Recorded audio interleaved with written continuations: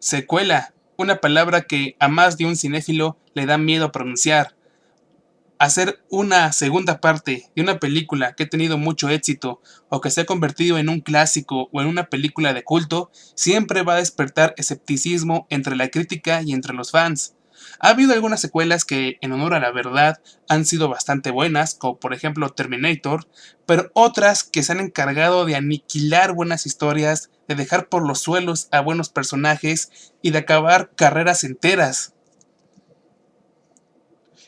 Por otro lado, ha habido algunas secuelas que de haberse realizado probablemente hubieran sido algo interesante.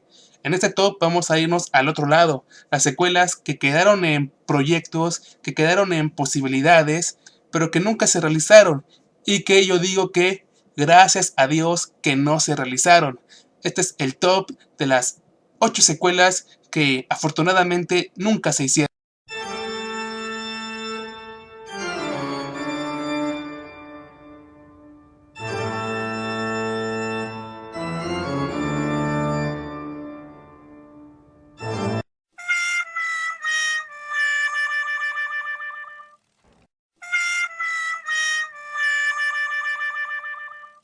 En 1999 se estrena la película La Momia, con un Brendan Fraser en el mejor momento de su carrera. Se trataba de una especie de remake de la famosa película de 1932 protagonizada por Boris Karloff. Pero, dejando un poco de lado el terror, esta nueva versión se centraba más hacia la acción y la aventura. Una muy buena historia, personajes entrañables, este estupendo manejo del humor negro sazonado con estas microdosis de violencia y terror la convirtieron en un éxito instantáneo. Era solo cuestión de tiempo para que llegara una secuela. Y finalmente, en 2001, llega a las salas de cine La Momia Regresa. Esta secuela no fue tan bien recibida como su antecesora.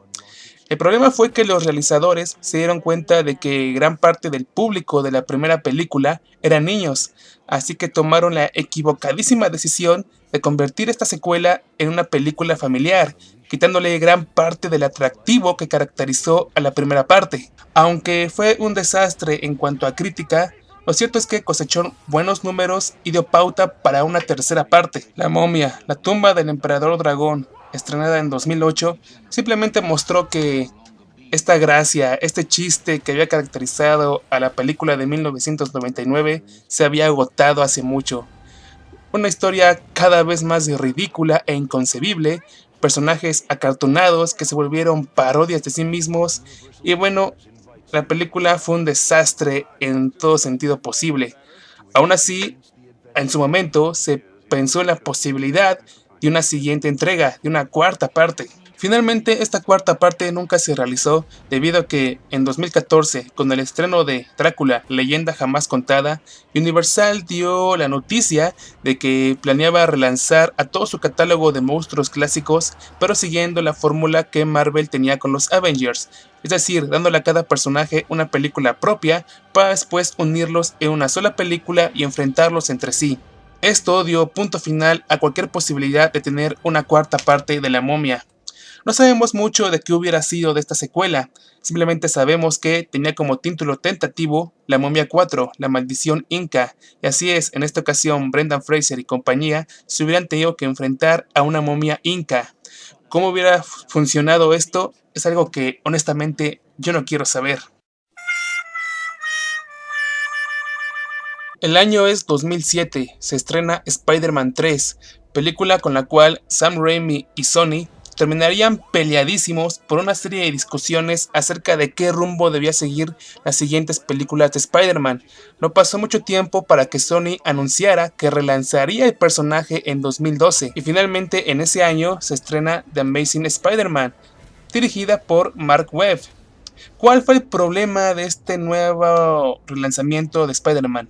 Bueno, era obvio que tanto Sony como Mark Webb trataban de distanciarse en la medida de lo posible de la visión que Sam Raimi había hecho de Spider-Man, pero no se dieron cuenta que al hacerlo estaban renunciando a muchas de las características que hacen de El Hombre Araña uno de los héroes más carismáticos y queridos de la historia.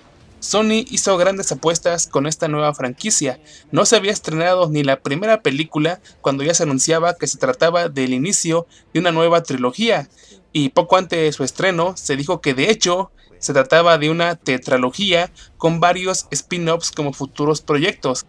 En 2014 se estrenó The Amazing Spider-Man 2, Rise of Electro, y si bien fue una de las películas más taquilleras de ese año, fue la película de Spider-Man que generó menos ganancias, estando incluso por debajo de las películas de Sam Raimi.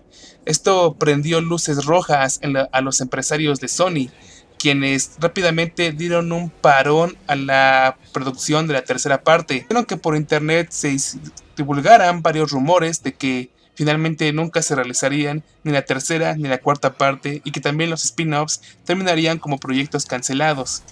Estos rumores quedaron confirmados cuando, en febrero de este año, se dio el anuncio de que Sony y Marvel habían llegado a un acuerdo en los cuales Sony había vendido los derechos cinematográficos de Spider-Man a Marvel para que Marvel incluyera a este personaje en el universo cinematográfico de los Vengadores.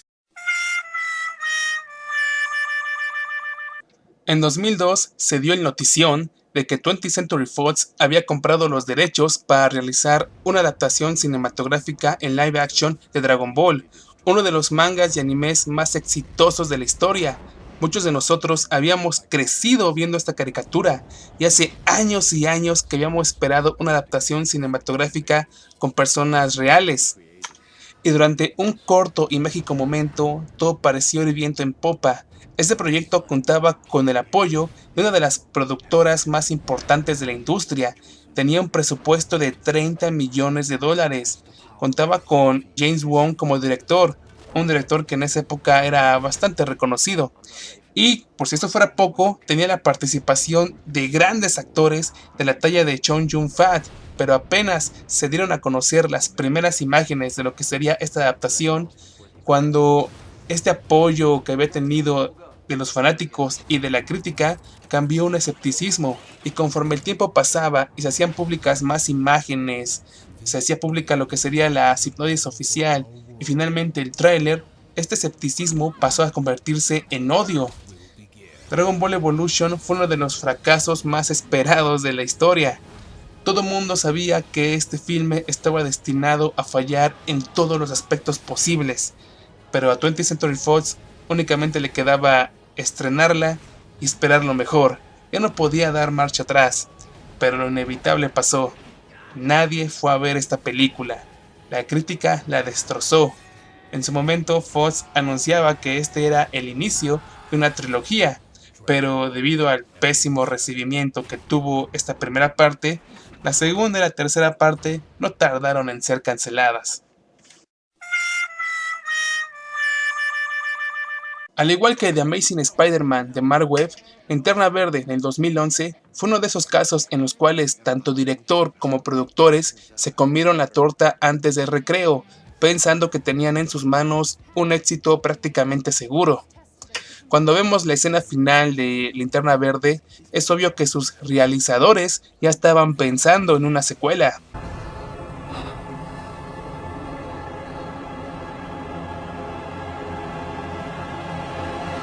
¿Cuál fue el problema? Bueno, que esta fue una de las películas de superhéroes más decepcionantes de los últimos años. Y de hecho, durante algún tiempo se corrieron los rumores de que ya estaba en preparación esta secuela, de que el guión ya estaba escrito, etcétera, etcétera. Sin embargo, en ese momento DC decidió concentrar todas sus energías en la nueva adaptación que se haría de Superman y en su futuro proyecto de la Liga de la Justicia, y dejó en claro que no le interesaba hablar de Linterna Verde 2. Aún así, el año pasado se dio a conocer que finalmente el personaje sería relanzado, pero hasta 2020.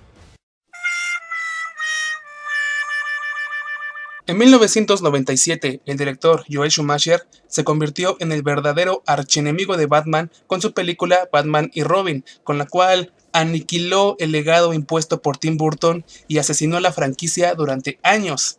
Joel Schumacher estaba tan seguro del éxito de su filme que para el momento de su estreno, sus protagonistas ya habían firmado contrato para una quinta película. Pero el tremendo fracaso que significó Batman y Robin, considerada la peor película de superhéroes de todos los tiempos, aniquiló cualquier pretensión de hacer una secuela. En internet me parece pueden encontrar algunos pequeños extractos de un guión en desarrollo que en principio proponía algunas ideas interesantes. Por ejemplo, después de una disfuncional relación que habían tenido Robin y Batman, aparentemente en esta quinta parte Robin daría el salto a convertirse en Ala Nocturna.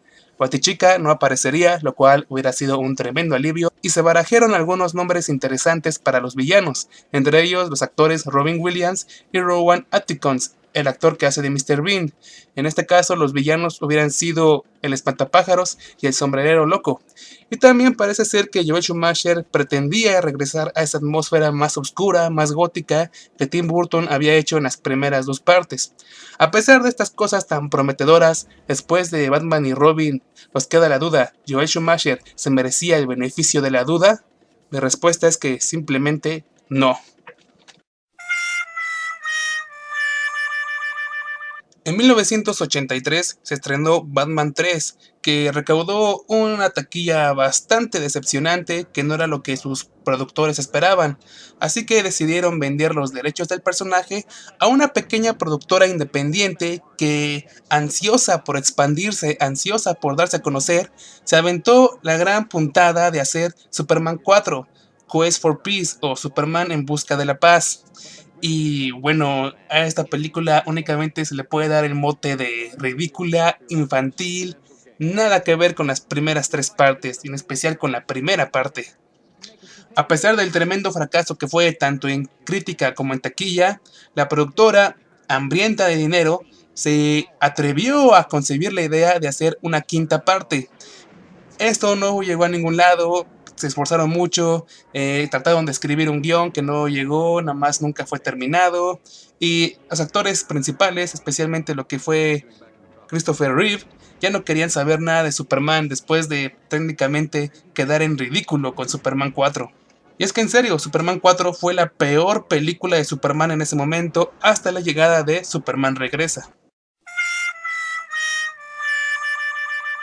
En 1982, el director Steven Spielberg dio a conocer una de sus obras más representativas e importantes, E.T. el extraterrestre, un clásico de la cinematografía infantil y de la ciencia ficción. Aunque no lo crean, la película le fue tan bien que Steven Spielberg pensó seriamente en la realización de una secuela.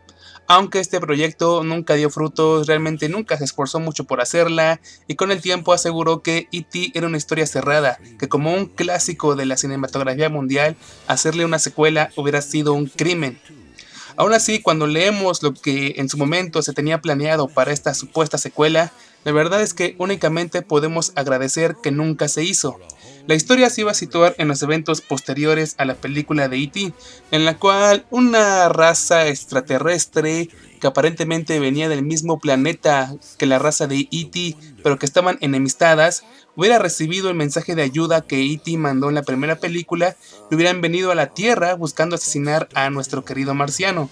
Al no encontrarlo, ellos hubieran secuestrado a Elliot y su familia. E.T. se hubiera visto obligado a regresar a la Tierra para ayudar a sus amigos. Solo que están pensando, una historia tan ridícula y exagerada, ¿cómo se pudo haber llevado a cabo? La respuesta es simple: nunca se llevó a cabo. Para lo que es el primer lugar de este top, yo quiero demostrarles que hay algo en el mundo que está mal.